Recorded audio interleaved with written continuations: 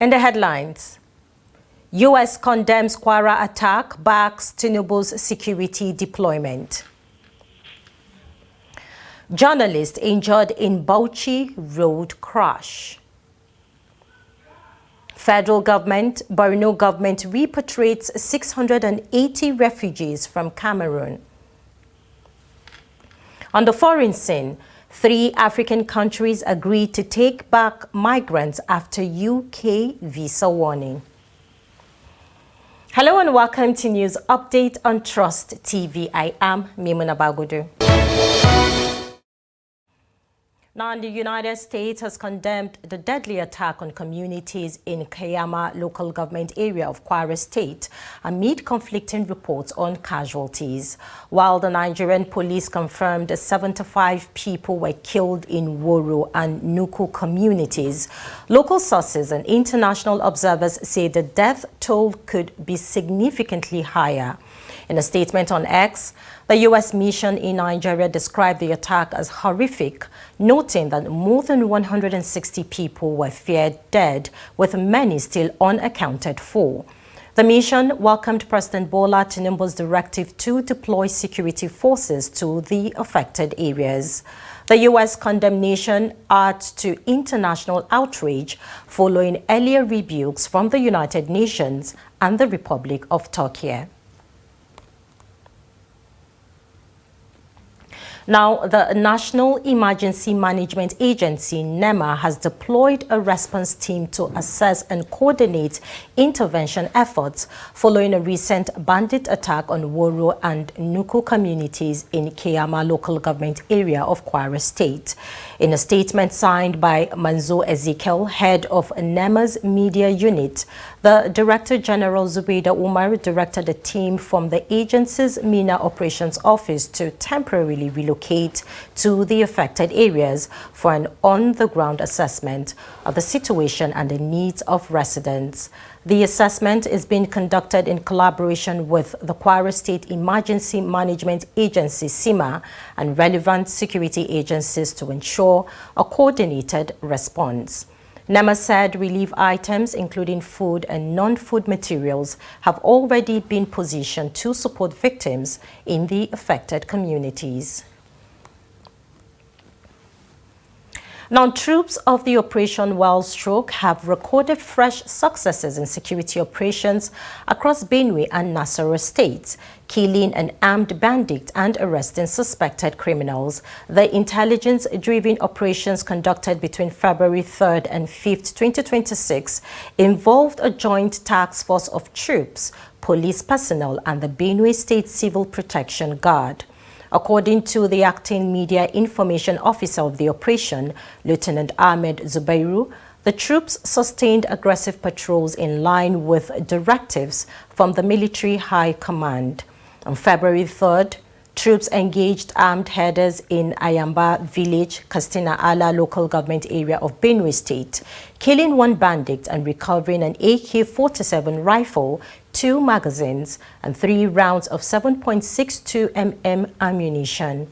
In a separate operation on February 4th, troops arrested a 34-year-old suspected armed robber, Adam Paul, along the Asupe Ome Road in Obi local government area of Nasarawa State, following intelligence from a local hunter. The suspects are in custody as investigations continue.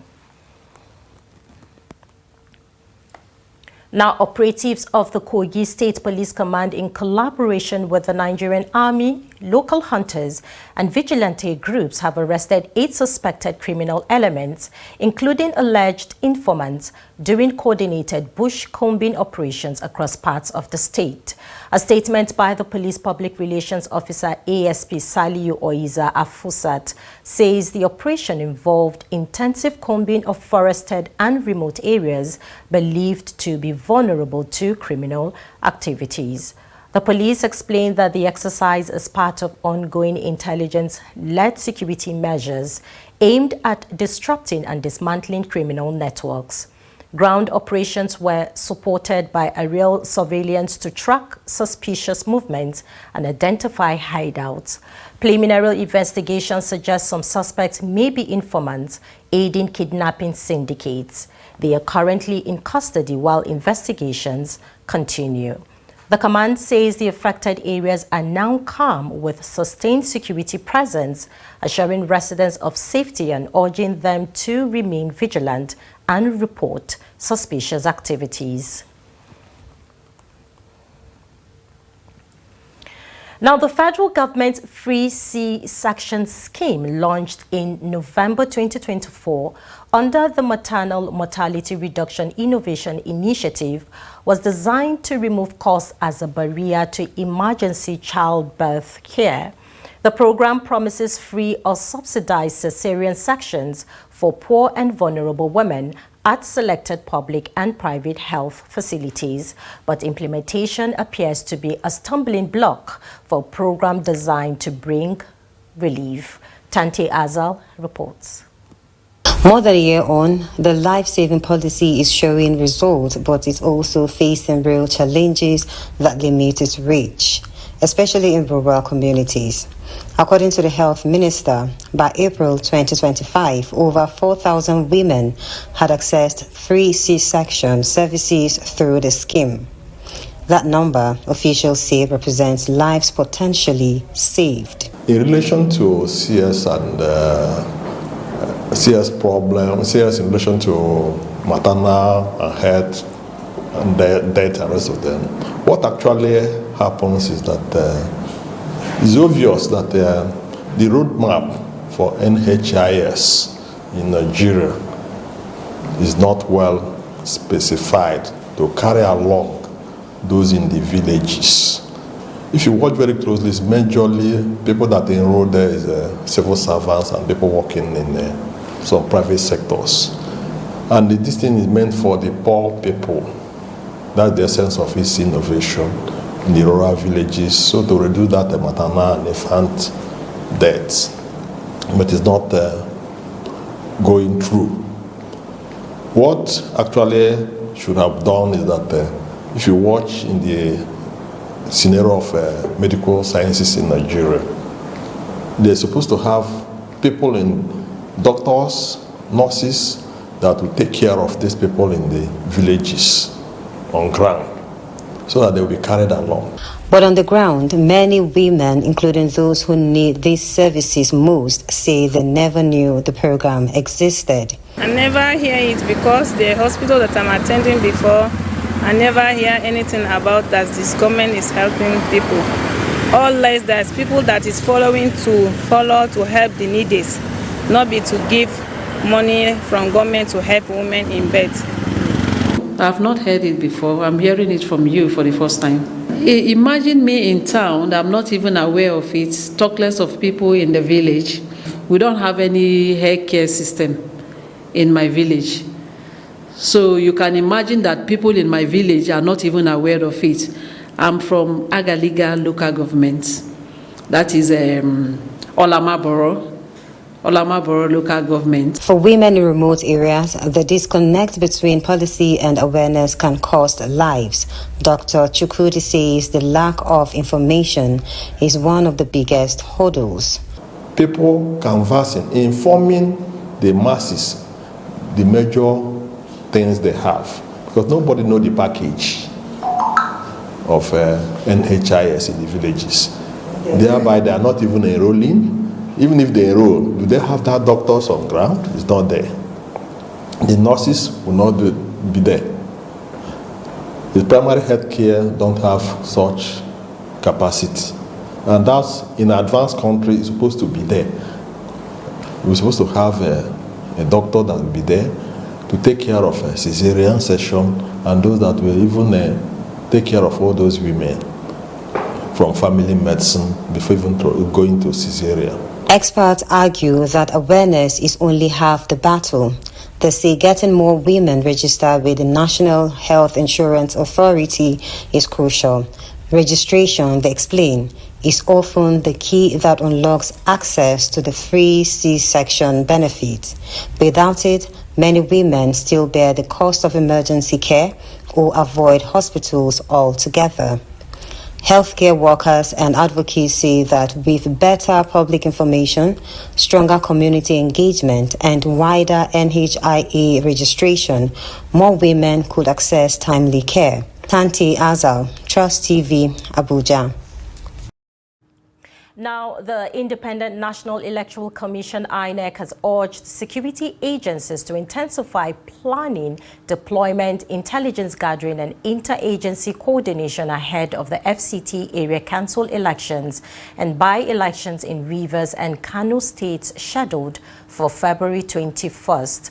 INEC Chairman Joash Amopitan made the call on Friday during a meeting of the Interagency Consultative Committee on Election Security at the Commission's headquarters in Abuja. He stressed that early planning and effective intelligence gathering are critical to ensuring a safe, peaceful, and credible electoral process.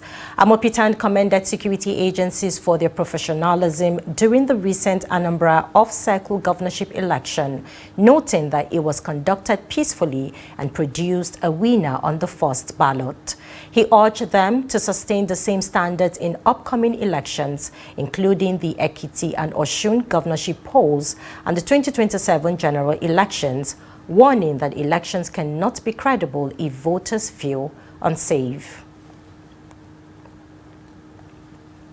Now, the House of Representatives Public Accounts Committee, PAC, has summoned the chairman of the 6 Federal Capital Territory Area Councils over alleged financial infractions amounting to over 100 billion naira as contained in reports of the Auditor General. The affected councils are Abaji, Abuja Municipal Area Council, AMAC, Buari, Gwagwalada, Kuje, and Kwali.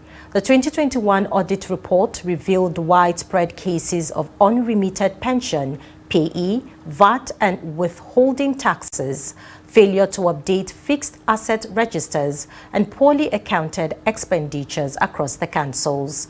According to the report, the councils recorded outstanding liabilities of 7.65 billion naira as of December 31st, 2021, owed to revenue authorities, pension fund administrators, and contractors. A breakdown shows AMAC with 2.19 billion naira, Buari 1.49 billion naira, Kwali 1.46 billion naira, Gwagwalada 1.01 billion naira, Kuje 892.2 million naira, and Abaji 593.8 million naira in liabilities. The Auditor General also faulted the councils for failing to properly document non-current assets. In Gwagwalada alone, assets valued at 336 million naira were not adequately recorded, exposing them to possible loss. And now to Lagos State, where the state residents are raising concerns as the Agege Railway Corridor increasingly becomes an illegal dumping ground. Piles of household waste and debris line the tracks, creating not only an eyesore but a serious safety and environmental risk.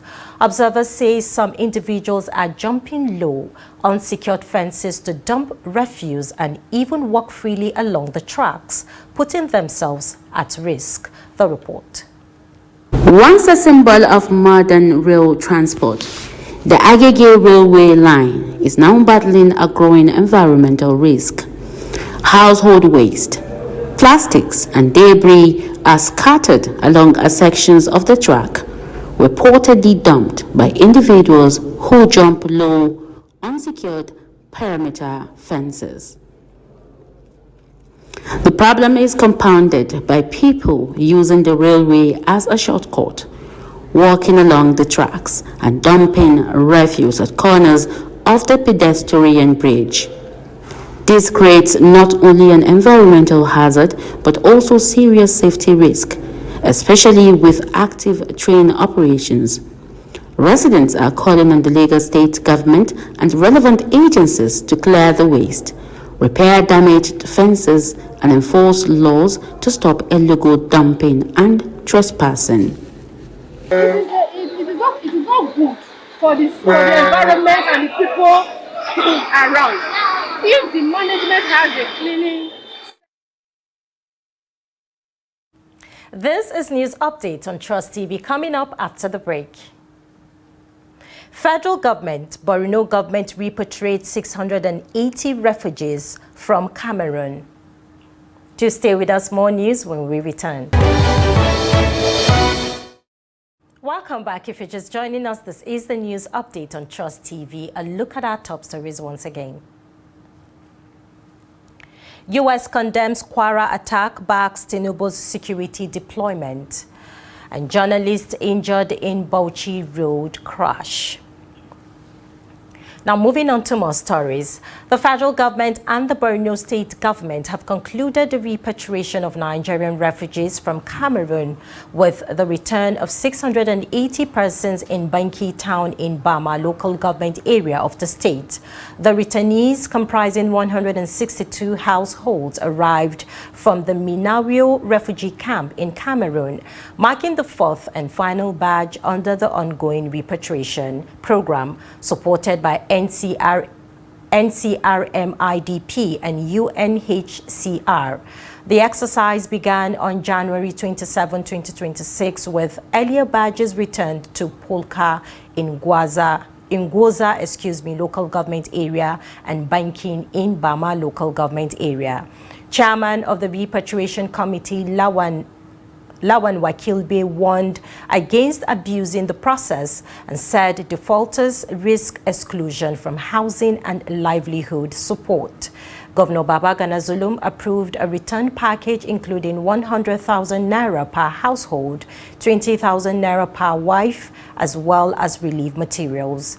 Officials say over 3,100 refugees have now been successfully repatriated to Bama and Goza local government areas, two communities heavily affected by the Boko Haram insurgency.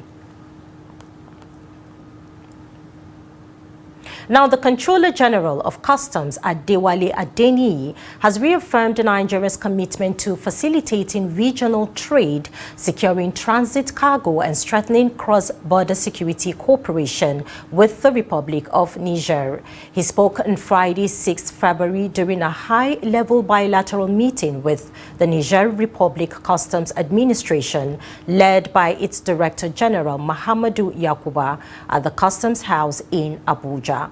The meeting focused on easing transit bottlenecks, improving intelligence sharing, safeguarding cargo movement, and addressing shared security challenges along the Nigeria-Niger corridor.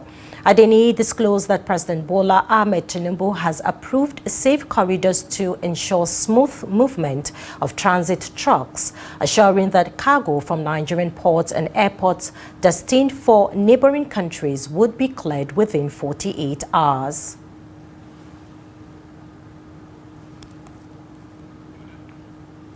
Now to Adamawa State, where the state governor Amadu Umaru Fintiri has taken his grassroots governance drive to Ganye local government area, engaging residents in a town hall meeting to strengthen citizens' participation. The initiative is part of the administration's bottle-up approach aimed at gathering ideas, identifying community needs, and shaping government policies and programs across the state. And Trust TV's Gibson Swadigo reports. This is the Federal Housing Estate in Giri, now wearing a new look after the completion of an upgraded road network. The project includes paved roads, reinforced concrete drains, culverts, and a 3.5-kilometer stormwater drainage system. Officials say the goal is simple: better movement, less flooding, and safer streets for residents. For people living here, the change is clear.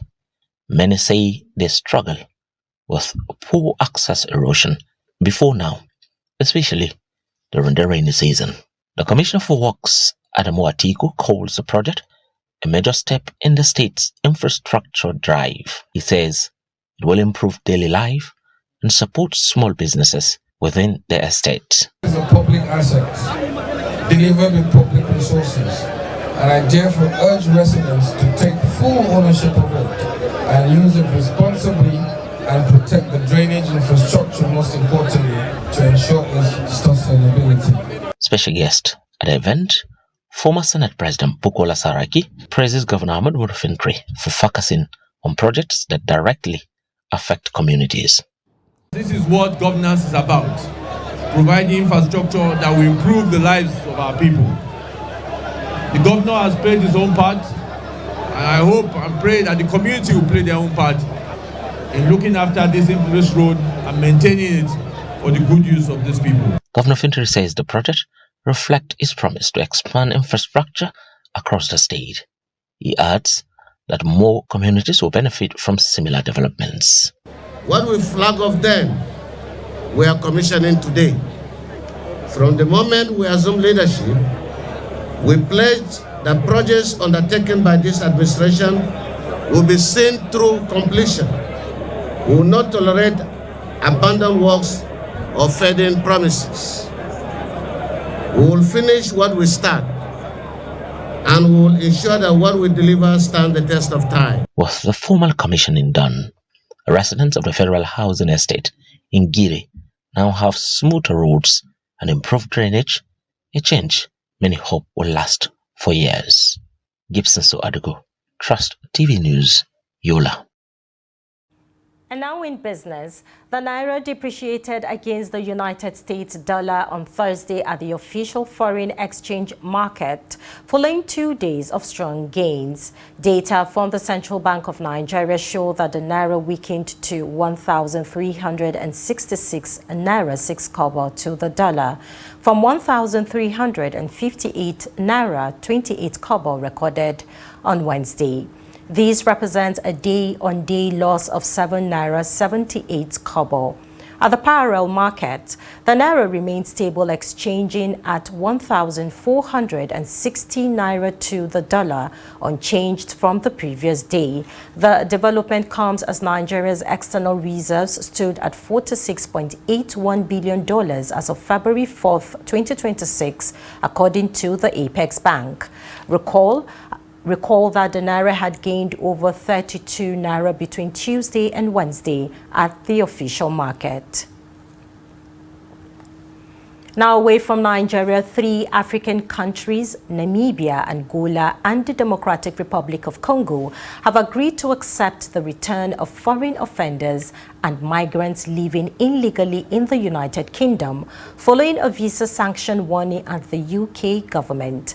The agreements were reached after the UK Home Secretary, Shabana Mahmood, warned that countries refusing to cooperate on deportations could face visa restrictions for their citizens. The UK Home Office said returns to the 3 countries had previously been delayed due to poor cooperation, unprocessed documents, and administrative bottlenecks, describing the process as obstructive. Under the new agreements, illegal migrants and foreign national offenders from the 3 countries will now be returned, with the UK government estimating at over 3,000 people could be affected.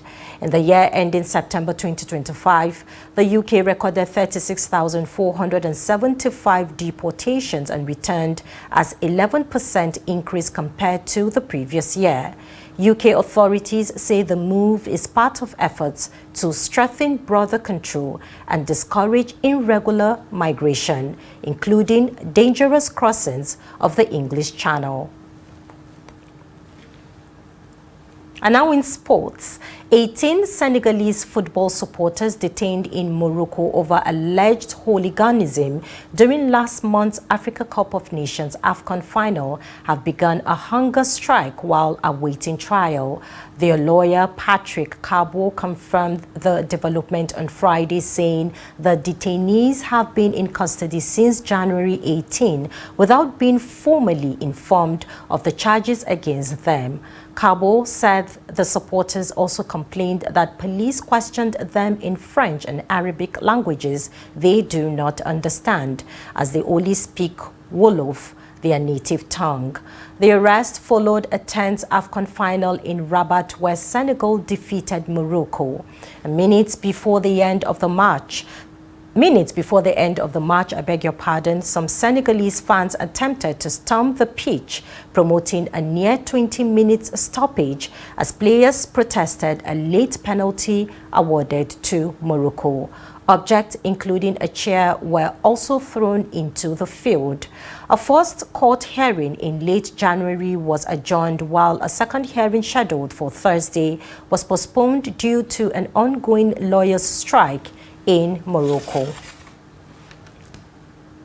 With that, we've come to the end of News Update on Trust TV. Follow us on all of our social media platforms and subscribe to our YouTube channel for more news.